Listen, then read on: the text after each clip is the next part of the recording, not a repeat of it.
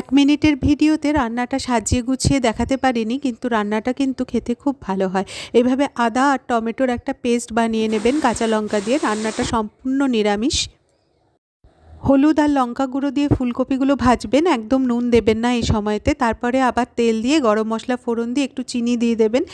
তেলের মধ্যে চিনিটা দিলে রঙটা ভালো হবে। তারপরে ওই আদা আর টমেটো পেস্টটা দিয়ে ভালো করে কষিয়ে নেব। কষিয়ে নিয়ে ধনে জিরে গুঁড়ো আর লঙ্কা গুঁড়ো আর গরম মশলা গুঁড়ো দিয়ে ভালো করে কষিয়ে নেব। আমন্ড, কিশমিশ আর চারমগজ দিয়ে একটা পেস্ট বানিয়ে নিয়েছিলাম, ওইটা দিয়ে দেবেন। কাজু দেবেন না, এটাতে আমন্ডের টেস্টটাই আসবে। ভালো করে কষিয়ে নিয়ে এবার ফুলকপিগুলো দিয়ে দেবেন। ফুলকপিগুলোতে এবার নুন দেব। এই জল ছেড়ে দেবে এবার ফুলকপিগুলো। ফুলকপির জলেতে ফুলকপিটা সেদ্ধ হবে। এই রান্নাটাতে আমি একটুও বাইরে থেকে জল দেব না, গোটাটাই এইভাবে সেদ্ধ হয়ে যাবে।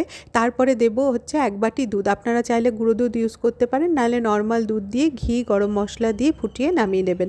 দারুণ